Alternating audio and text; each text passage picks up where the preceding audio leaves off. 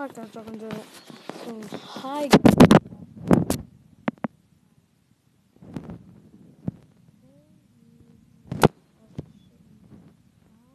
get a colored keyboard.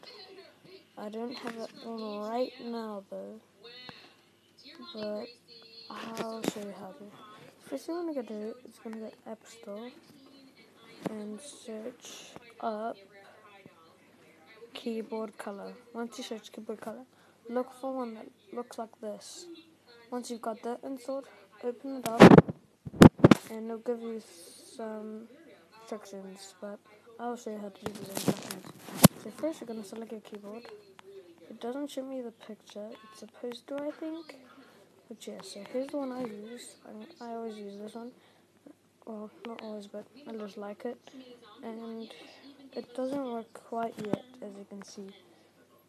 So first thing you want to ever do, you're going to go settings,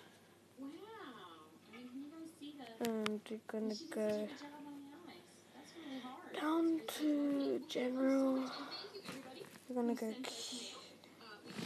go all the way to the bottom and go to keyboards, and I'm going to add a new keyboard. Now you add key themes. Once you've done that, allow full access. We won't have allow full access at first, but yeah, you just go allow. Once that's done, you don't need to go back into it because you've already selected what you want. You're gonna do this, but yeah, it still doesn't work.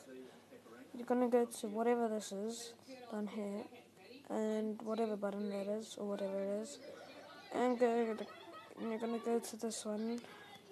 Once that's done, it loads, and there you go. You have a different keyboard. So I hope you like it. Make sure you subscribe and stuff. Okay. And yeah, see you later in the next video, I think. So yeah, bye.